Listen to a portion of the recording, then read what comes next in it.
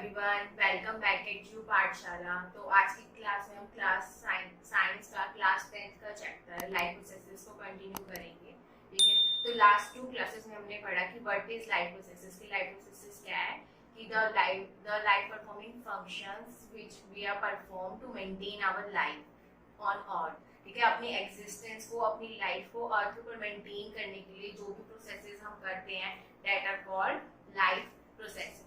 ठीक है, तो लाइफ प्रोसेसेस को आगे कंटिन्यू करते हुए हमने न्यूट्रिशन पढ़ा था। तो न्यूट्रिशन क्या था? Nutrition is a process of intake of nutrients. ठीक है, न्यूट्रिएंट्स का इनटेक करना, जैसे कि हमारे विटामिन्स, मिनरल्स, फैट, प्रोटीन, ठीक है, by an organisms as well as utilisation of these nutrients by an organisms. ठीक है, तो न्यूट्रिएंट्स को लेना और उनको यूटिलाइज करना, ठीक है, अपनी लाइफ को मेंटेन करने के लिए, लाइफ प्रोसेसेस करने के लिए, दैट आर कॉल्ड न्यूट्रिशन। ठीक है, उसके बाद हमने मोड ऑफ न्यूट्रिशन पढ़ा था कि there are 3 types of mode of there are 2 types of mode of nutrition, that is autotrophic mode of nutrition and heterotrophic mode of nutrition.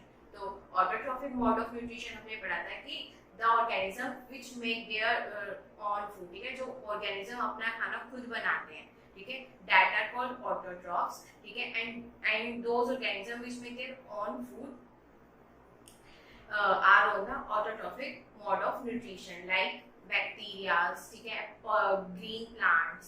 ठीक है, तो ये सारा अपना जो खाना है वो खुद बनाते हैं, ठीक है, किसी पे डिपेंड नहीं रहते। तो that they are on the autotrophic mode of nutrition.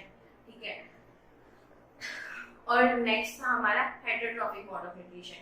Heterotrophic mode of nutrition में ये पढ़ा था कि जो ऑर्गेनिजम्स किसी दूसरे पे डिपेंड करते हैं अपनी लाइफ के लिए, या किसी दूसरे पे अपने फूड के लिए डिपेंड करते हैं, that are on the mode of heterotrophic mode of nutrition.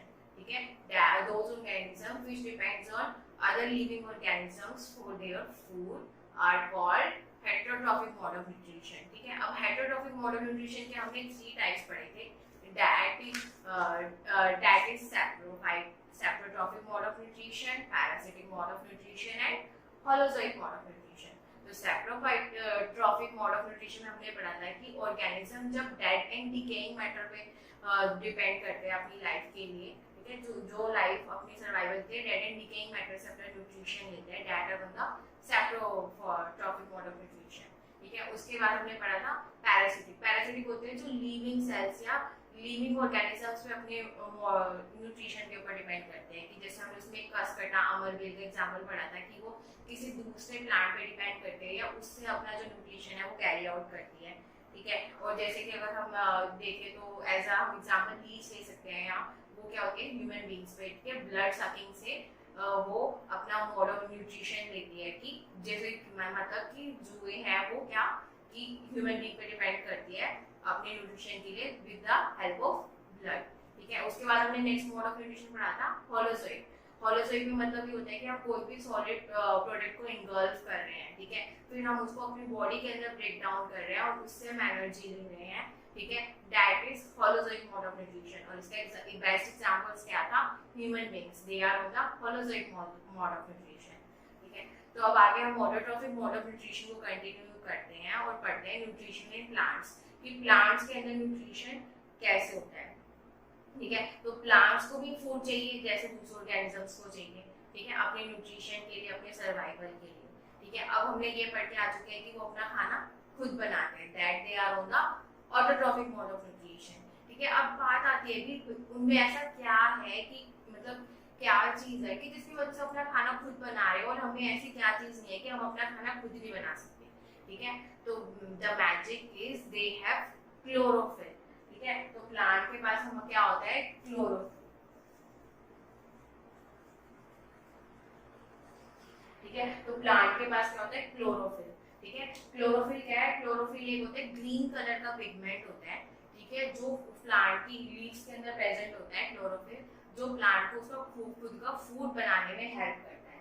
ठीक है, तो they have chlorophyll which helps in making their own food, that's why they are on the autotrophic mode of nutrition, क्योंकि उनके पास क्या है chlorophyll है। ठीक है, अब ये जो अपना खाना खुद बनाते हैं, सिंथेसाइज देयर ओन फूड, ठीक है, वो एक प्रोसेस की हेल्प से करते हैं। ठीक है, उस प्रोसेस को हम कहते हैं फोटोसिंथेसिस। ठीक है, फोटोसिंथेसिस एक ऐसा प्रोसेस है प्लांट जो करते हैं अपनी अपने अंदर, जिससे वो अपना खाना खुद बना रहे हैं। ठीक है, फोटो, फोटो मीन्स लाइट। ठीक है, सिंथेसिस, सिंथेसिस मतलब किसी भी चीज को बनाना। ठीक है, तो मतलब क्या, इससे क्या मीनिंग बना कि that is with the help of light energy. ठीक है, लाइट की हेल्प से हम अपना एक खुद का खाना बना रहे हैं। That process is known as photosynthesis. ठीक है, अब कोई भी चीज हो रही है तो उसको करने के लिए हमें रिक्वायरमेंट तो चाहिए ना, मटेरियल तो चाहिए। जैसे अगर हम घर में खाना बना रहे हैं, सब्जी बना रहे हैं, तो उस सब्जी को बनाने के लिए हमें उसमें इंग्रेडिएंट्स तो चाहिए ना, फूड मटेरियल तो चाहिए, तभी तो बनेगी। ठीक है, तो photosynthesis similarly it is with the case of photosynthesis also, कि फोटोसिंथेसिस का प्रोसेस करने के लिए हमें बहुत सारी रिक्वायरमेंट होती है कुछ चीजों की। ठीक है, दैट इज कार्बन डाइऑक्साइड, जितने भी इनऑर्गेनिक मटेरियल्स हैं। इनऑर्गेनिक मटेरियल्स मतलब कोई भी सिंपलेस्ट फॉर्म में कोई भी चीज है, दैट इज इनऑर्गेनिक मटेरियल। और ऑर्गेनिक मतलब मटेरियल क्या होगा, that is in the complex food, कोई भी सब्सटेंस से कुछ भी जब हमारे पास कोई भी प्रोडक्ट आता है, दैट इज ऑर्गेनिक फॉर्म। ठीक है, तो अब जो फोटोसिंथेसिस करने के लिए हमें कुछ बेसिक रिक्वायरमेंट्स होती है, that is water, sunlight, carbon dioxide, chlorophyll.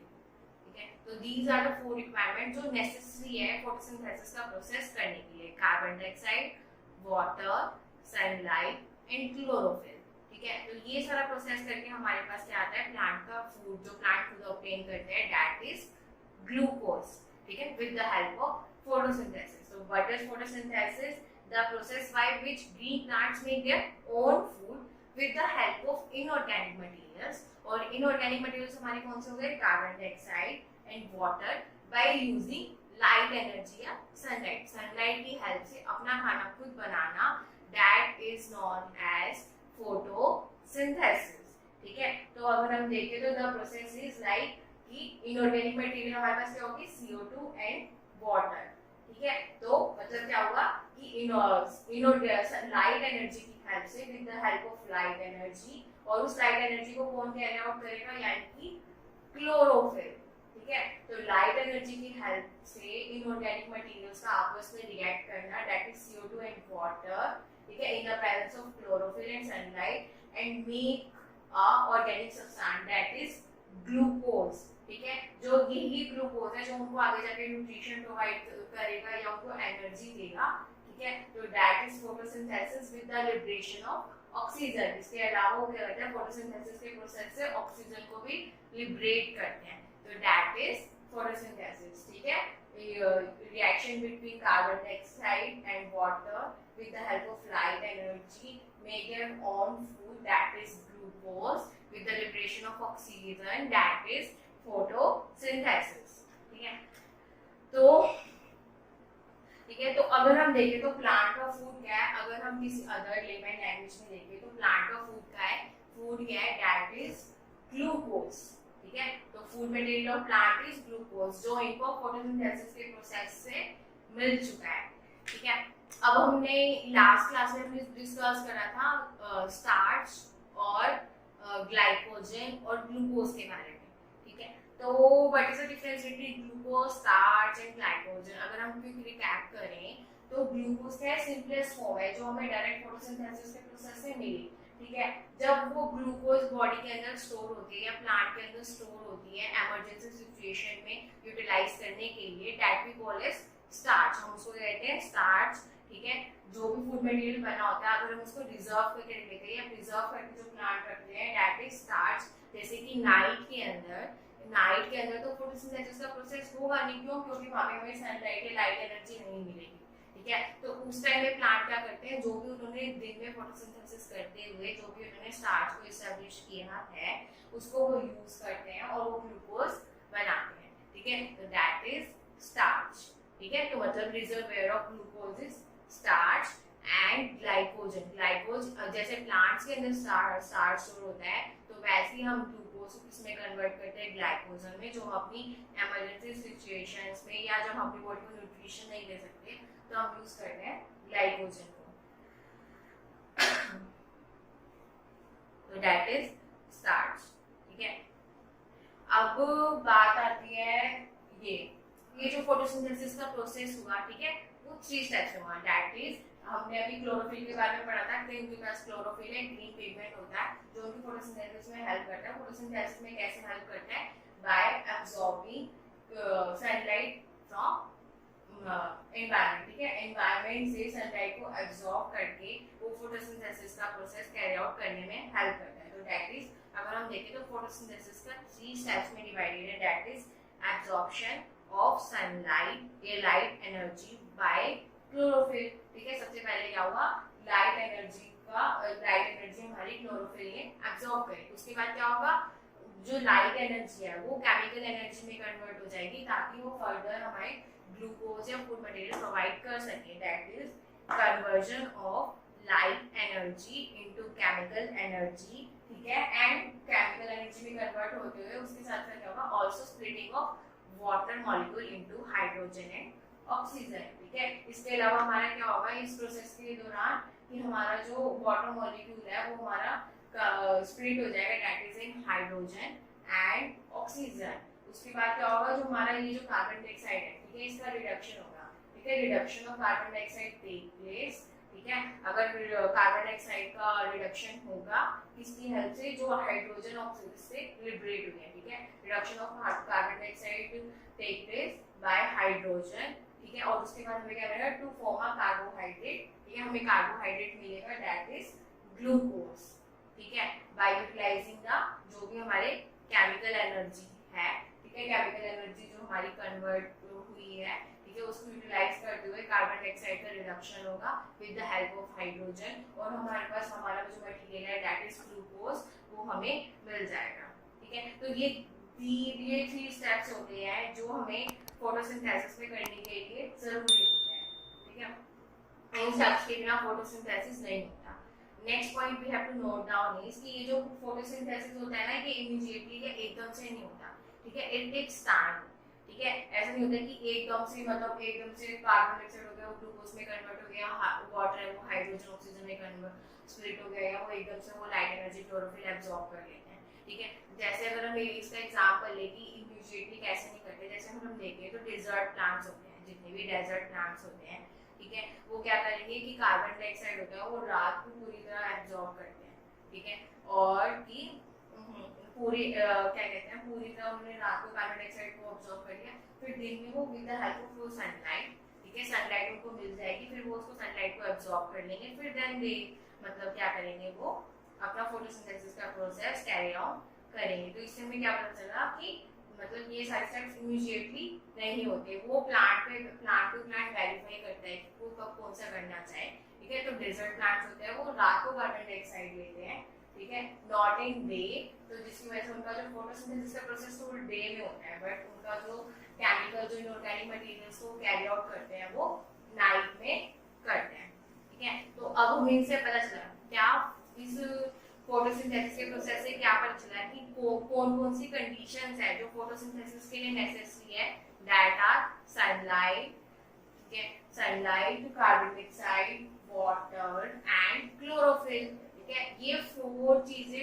Necessary है प्लांट के लिए टू कैरी आउट फोटोसिंथेसिस, ठीक है। अब क्वेश्चन आता है, अभी हम फोटोसिंथेसिस पढ़ रहे हैं एक्टिवेट से, बट क्वेश्चन इज कि ये पता कैसे चला कि फोटोसिंथेसिस करने के लिए कार्बन डाइऑक्साइड, वाटर, ये लाइट एनर्जी चाहिए होती है, ठीक है। ये आया कहाँ से, कैसे पता चला कि हाँ फोटोसिंथेसिस के प्रोसेस में ये चीजें इन्वॉल्व है, ये 4 थिंग्स इन्वॉल्व है, ठीक है, carbon dioxide, sunlight, water, chlorophyll, ये कैसे पता चला, ठीक है। तो साइंटिस्ट ने इसके ऊपर एक्सपेरिमेंट करा, ठीक है। उस एक्सपेरिमेंट को हम पढ़ते हैं, या उस एक्सपेरिमेंट को हम सिंपली खुद भी कर सकते हैं, अपनी डेली लाइफ में भी कर सकते हैं, और हम एनालाइज कर सकते हैं या हम रिजल्ट देख सकते हैं कि फोटोसिंथेसिस करने के लिए ये 4 स्टेप्स होने बहुत जरूरी है, ठीक है।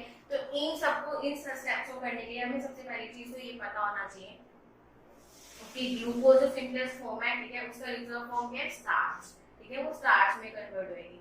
तो स्टार्च की एक खास बात होती है कि स्टार्च को अगर हम जब भी उसके अंदर अगर हम आयोडाइड सॉल्यूशन डालते हैं, ठीक है, स्टार्च के अंदर हम जब भी आयोडाइड सॉल्यूशन डालेंगे तो वो ब्लू और ब्लैक कलर के अंदर चेंज हो जाएगा, ठीक है। तो starch turn blue and black colour when exposed to iodide solution, ठीक है।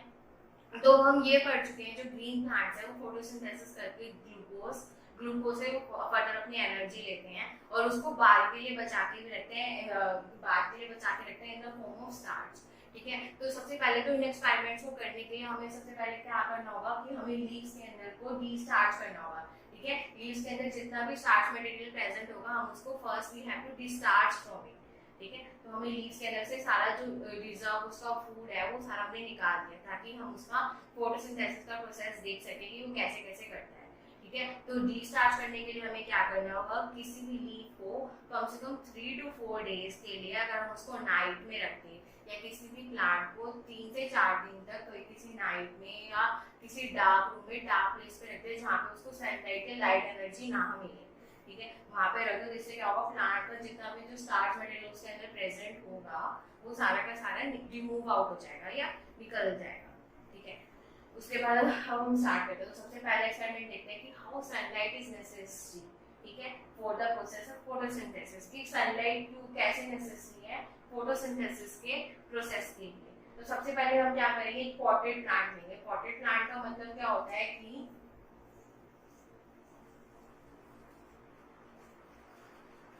पॉटेड प्लांट मतलब क्या होता है कि जो ग्रीन लीव्स, ठीक है, जिसकी लीव्स क्या हो ग्रीन कलर की हो। ठीक है, तो ऐसा पॉटेड प्लांट लेना जिसकी लीव्स ग्रीन कलर की होगी। ठीक है, उसके लीव्स के एक मिडल पार्ट में या एक पार्ट को ना किसी भी एल्युमिनियम फॉइल या किसी भी पेपर से या एल्युमिनियम फॉइल से कवर अप कर देना और ऐसा कवर अप करना कि बिल्कुल ऐसे टाइट सेच करके कि जो उसके ऊपर क्या होगा कि जो सनलाइट है वो इस वाले पार्ट तक पहुंच ना पाए। ठीक है, हम इसको एल्यूमिनियम से कवर कर देंगे। ठीक है, फिर हम उसको ये डिस्चार्ज प्लांट है। ठीक है, हमने इसको हमने क्या सनलाइट में रख दिया। हम 3 to 4 डेज के लिए हम इस प्लांट को सनलाइट में रखेंगे bye covering leaves with a foil paper या एल्यूमिनियम फॉइल से हम इसको कवर अप कर देंगे फॉर 3 to 4 डेज। ठीक है, हमने इसको 3 to 4 डेज के लिए एल्यूमिनियम फॉइल से कवर कर दिया। तो इससे क्या होगा, जितना भी प्लांट को स्टार्च या जितना भी उसको फोटोसिंथेसिस का प्रोसेस करना होगा और स्टार्च बनाना होगा वो सारा बना लेगा। ठीक है, तो नेक्स्ट फिर हमने 3 to 4 डेज के लिए इसको रख दिया। उसके बाद हम क्या करेंगे, फिर इस फॉइल पेपर को लीफ लेंगे। ठीक है, इस लीफ को प्लांट से प्लग आउट करेंगे। उसके बाद हम क्या करेंगे, इससे से फॉइल पेपर हटा लेंगे। ठीक है, फॉइल पेपर हटा लिया तो हमें एक पैची या कलरलेस पोर्शन हमें दिखेगा। ठीक है, हमने इसको रिमूव आउट कर दिया। ठीक है, उसके बाद हम एक बीकर लेंगे। बीकर के अंदर हम एक अल्कोहल डाल देंगे।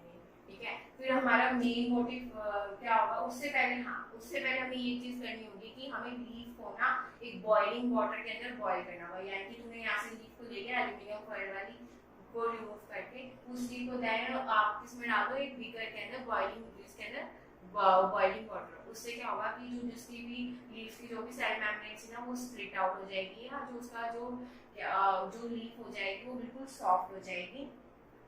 और दूसरी चीज ये होगा कि जब हम इसके ऊपर आयोडाइड सॉल्यूशन डालेंगे स्टार्च को चेक करने के लिए तो वो ज्यादा परमेएबल हो जाएगा, मतलब कि starch will be more permeable for iodide solution. ठीक है, तो जो आयोडाइड सॉल्यूशन है वो ज्यादा जल्दी लीफ के अंदर चला जाएगा और दूसरी चीज लीफ होएगी उसकी जो सेल मेम्ब्रेन होगी वो आइजली स्प्लिट आउट हो जाएगी, इस वजह से लीफ हो जाएगी, वो सॉफ्ट हो जाएगी। ठीक है, तो नेक्स्ट हमने इसको बॉइलिंग वाटर में डाल दिया। उसके बाद नेक्स्ट स्टेप हमारा क्या होगा, हम इसको किसमें डालेंगे, अल्कोहल के अंदर। ठीक है, तो एक बीकर लेना है, उसके अंदर हमें अल्कोहल लेना है। ठीक है, अब हम उस लीफ को किसके अंदर डाल देंगे, अल्कोहल के अंदर। अब क्वेश्चन आता है कि क्यों हम इस लीफ को अल्कोहल के अंदर, अब हमने पहले फर्स्ट स्टेप में बॉइलिंग वाटर के अंदर तो हमने इसलिए डाला था ना ताकि वो क्या हो जाए कि लीक हो जाए, वो परमिएबल हो जाए, ज्यादा परमिएबल हो जाए आयोडाइड सॉल्यूशन के लिए। तो नेक्स्ट स्टेप में हम इसको किसके अंदर, अल्कोहल के अंदर इसलिए डाल रहे हैं ताकि हम इसका क्लोरोफिल हम इसको रिमूव कर सकें। तो हमारा नेक्स्ट एम क्या होगा, to remove chlorophyll from the leaf के अंदर जो उसके ग्रीन कलर पिगमेंट्स है उसको रिमूव आउट करना। ठीक है, तो उसके लिए हम उस लीफ को किसके अंदर, एक बॉइलिंग अल्कोहल के अंदर डाल देंगे। ठीक है, अब हम क्वेश्चन ये है कि अब इस बॉइलिंग अल्कोहल को बॉईल कैसे करें। ठीक है, तो एक बीकर लो, उसमें वाटर लो और उसको नीचे बर्नर से लगा दो। ठीक है, उसके अंदर ये बीकर डाल दो अल्कोहल वाला। ठीक है, जिसके अंदर हमारी क्या लीफ है। ठीक है, इस वाले बीकर में क्या हमारा वाटर है।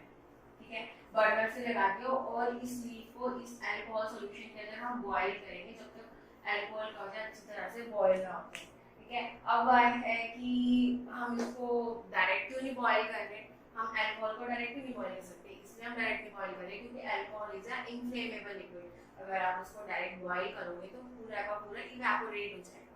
ठीक है, तो that's why we are boiling it in a water beaker, हम इसको वाटर के अंदर इसको बॉयल कर रहे हैं। ठीक है, जब पूरी तरह से अल्कोहल बॉयल हो जाए या जब अल्कोहल बॉयल हो जाए तो अब हम उसमें से लीफ को कब निकालेंगे, जब उसका पूरा का पूरा लीफ का जो ग्रीन कलर है या उसका जो क्लोरोफिल पिगमेंट है वो पूरा का पूरा रिमूव आउट हो जाए या एग्जिट आउट हो जाए। जब बिल्कुल तुम्हें कलरलेस लीफ दिखाई दे ना, तो कलरलेस लीफ नहीं दिखाई दे तो उसको निकाल लो। ठीक है, हमने इसमें से लीफ को निकाल लिया, फिर हम उस लीफ को किसमें ट्रांसफर कर देंगे, पेट्री डिश। एक पेट्री डिश लो, ठीक है, उसके अंदर लीफ रख दो। अब ये जो लीफ होगी हमारी कैसी होगी, कलरलेस,